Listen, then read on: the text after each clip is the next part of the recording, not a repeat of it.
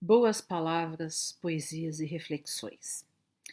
Na vez passada, nesse nosso programa de sábado, que fazemos numa parceria entre o canal Paz e Bem e a Associação Brasileira de Pedagogia Espírita, nós falamos do reino, do reino de um livro do Frei Beto, que é Jesus Militante, de um livro do Herculano Pires, que é O Reino, e conversamos um pouco sobre essa mensagem que Jesus trouxe de um novo reino, do estabelecimento do reino na Terra. E hoje vamos continuar um pouco essa reflexão falando do seguinte: há muita gente que acha, e isso ficou mais marcado por teorias políticas sociais desde o século XIX, tanto socialistas quanto anarquistas, às vezes, de que só é possível mudar esse mundo, mudar essa desigualdade reinante, essa luta pela sobrevivência da maioria, enquanto poucos concentram o poder e o dinheiro nas mãos. Então, só seria possível mudar isso através de uma revolução armada, que foi o que foi tentado na Rússia, com a Revolução de 1917, com a China, em Cuba, enfim, em que há uma revolução em que se matem os donos do poder, ou aqueles que se opõem a uma nova ordem social, e estabelece-se um outro regime social político. E muita gente ainda acha que só é possível atingir um mundo melhor através da luta armada, e isso, digamos assim,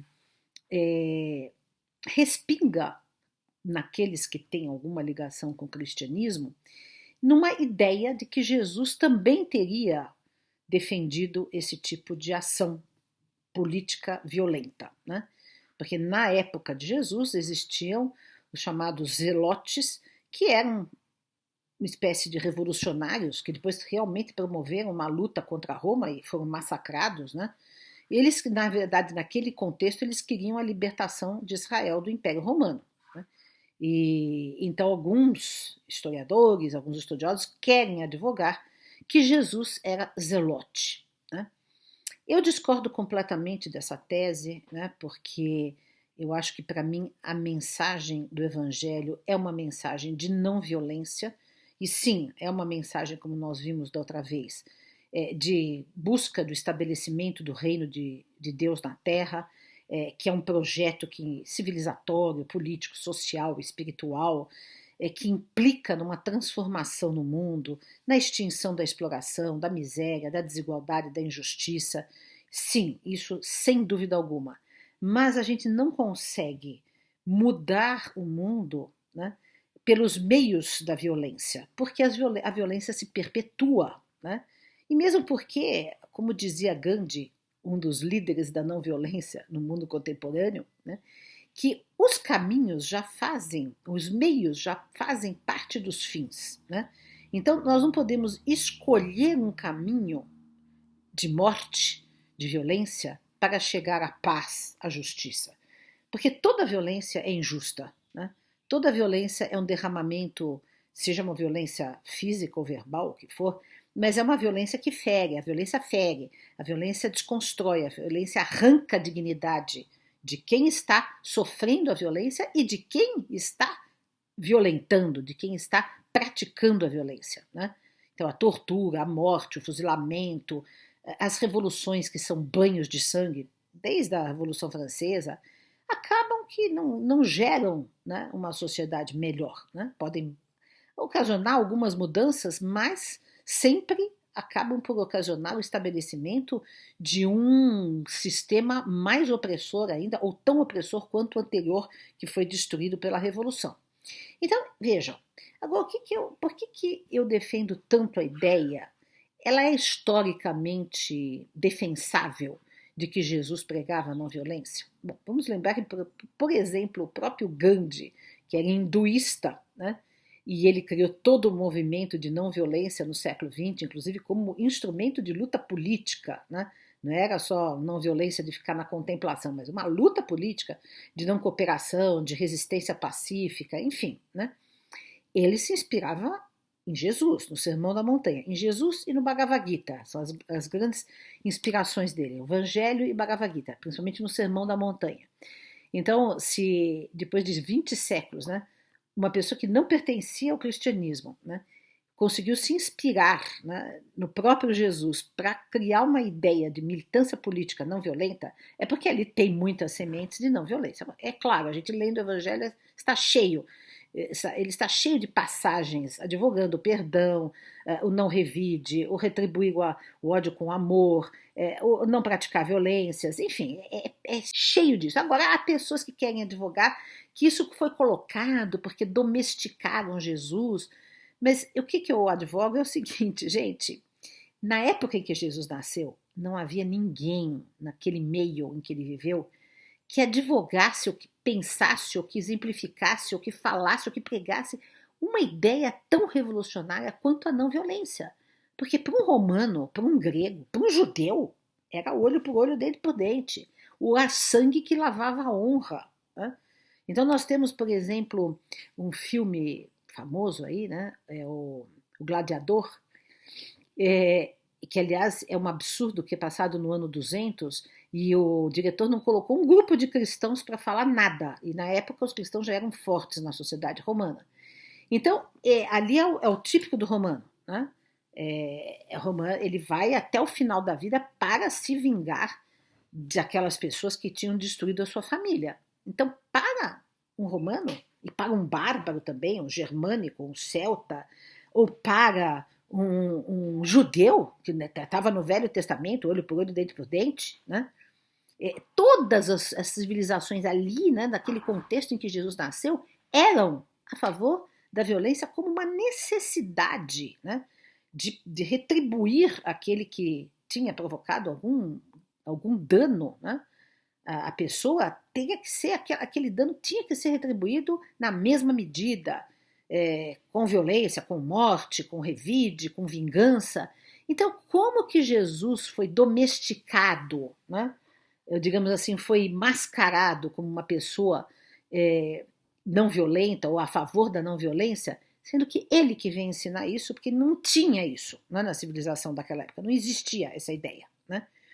Então, o que acontece é que esse reino que Jesus prega é um reino de transformação de todos, é um reino que abrange todas as criaturas, que não vai matar os burgueses e deixar os proletários no poder, não vai matar os reis e vai colocar o sans-culotte no poder. O reino que Jesus pretende é transformar todos, burgueses e operários, nobres e sans-culotte, para todos, para que todos possam viver em fraternidade. E isso não é de uma maneira mole, passiva, né? Quer dizer, a não violência não significa passividade, significa energia, luta, sacrifício, trabalho, militância, transformação de si e do mundo, né? Para que de fato esse mundo se modifique, né? Não é fácil mudar esse mundo, mas a violência não vai mudar. Né? A violência só perpetua, só multiplica, só aprofunda a violência. Né? Como dizia o próprio Gandhi, né? Olho por olho e todo mundo vai ficando cego. Um olho por olho, por outro olho, aí todo mundo vai ficando cego, porque não há fim no ciclo da violência. Nós vimos, por exemplo, na própria, União Soviética, né? Que começou com uma revolução armada, depois acabou matando os próprios que fizeram a revolução, como é na Revolução Francesa. Né? O Trotsky, que participou da revolução, foi assassinado barbaramente pelo Stalin, e todo o Gulag que se criou. Enfim, né? Nós não vamos chegar a um mundo de paz, de justiça, de igualdade, se eliminarmos uma parte da humanidade para isso. Né? Por quê? Aí que também está a ideia, né, de Jesus. Ele falava que o reino de Deus está dentro de nós. Vós sois deuses, o reino de Deus está dentro de vós. Isso pressupunha uma igualdade essencial entre todos os seres humanos. Pressupunha a ideia de que todo mundo pode ser tocado. Todo mundo pode se tornar uma pessoa justa, igualitária, fraterna, iluminada, do bem. Todos podem. Então, nosso trabalho tem que ser de despertamento das almas, de mudança da sociedade firme e de despertamento. Por outro lado, existem aqueles, né? Eu estou falando da esquerda, agora eu vou falar da direita, né?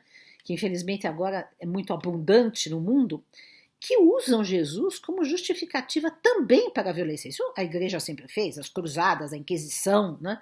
As lutas entre católicos e protestantes, guerras de anos, de décadas na Europa, inquisições que os católicos fizeram. O Calvino também fez inquisição, né? Não foram só os católicos, os protestantes também, nos Estados Unidos, com as chamadas bruxas, né? Que queimavam as mulheres vivas em nome de Jesus, em nome do cristianismo, né? Então, essa questão de usar o Jesus como um avatar da revolução de algumas esquerdas também existe na direita de maneira muito pior do que nós estamos assistindo no Brasil hoje. O uso de Jesus para defender armamento, para defender discriminação, para defender opressão, para defender machismo, para defender racismo, ou seja, é um uso totalmente enviesado, né? Que não sei onde que encontra respaldo no Evangelho para isso, porque não há respaldo, porque Jesus foi contra tudo isso, Jesus acolheu, amou, não julgou, não discriminou, Jesus era pura fraternidade, puro acolhimento, pura bondade. Onde que já se viu que Jesus ia empunhar uma arma, né? Onde que Jesus iria discriminar uma pessoa se ele acolhia justamente os mais discriminados e marginalizados na sua época, né? Que eram as prostitutas, os escribas, os publicanos, né? Enfim, as mulheres, né, que não participavam de nada, e no entanto houve mulheres que seguiram Jesus, que elas não aparecem na narrativa feita por homens como discípulas, mas que era Madalena, Joana de Cusa, Marta e Maria. Eles estavam ali o tempo inteiro com Jesus, então eram seguidoras de Jesus também, né? Só que, claro, que foram silenciadas na história enquanto discípulas, né? Porque discípulo só podia ser discípulo homens, né? E a narrativa foi escrita por homens. Mas Jesus foi uma pessoa que altamente transformadora, que quebrou muitos paradigmas da sua época. Então, sim, ele era revolucionário nesse sentido de quebrar paradigmas, mas não no sentido de usar da violência, seja a favor de uns ou de outros, né? E aí nós temos esse desvirtuamento da imagem de Jesus, né? Desse uso, o que nós colocaríamos hoje de uma apropriação da imagem de Jesus de uma maneira totalmente enviesada. Eu quero ler hoje, para complementar a nossa meditação, eu fiz uma poesia também. Aqui mais um trecho do livro do Herculano Pires, que é muito lindo esse livro, O Reino. A tese do reino é de reforma profunda, não superficial. O mundo é o reflexo do homem. Podemos obter o melhor reflexo do espelho mais favorável. Como podemos deformar o reflexo num espelho deformado? Podemos, pois, construir artificialmente um mundo de luz com um homem sombrio, mas é evidente que apenas o reflexo, no caso a estrutura legal, manifestará a luminosidade artificiosa, que não estará presente na realidade social. Para obtermos um verdadeiro mundo de luz, é necessário acendermos a luz nas almas. Esse é o primeiro tema do reino. Mas não podemos considerar esse tema isolado do contexto, porque se o mundo é o reflexo do homem, esse reflexo também condiciona o homem. Não basta, pois, a catequese. Melhorar apenas o homem numa estrutura imoral equivaleria a melhorar a estrutura com o homem moral. Assim, o segundo tema da tese do reino é o da modificação do meio. Ao mesmo tempo que acendemos a luz nas almas, temos de fazê-la brilhar no meio social. As almas iluminadas iluminam a sociedade, mas a sociedade iluminada deve iluminar as almas. Não podemos nos esquecer dessa reciprocidade. Num meio em que todos rastejam, escreveu Ingenieros, é difícil alguém andar em pé. Temos de lutar para criar condições sociais adequadas ao aprimoramento do homem, mas é evidente que essas condições não podem surgir da prática da violência contra o próprio homem.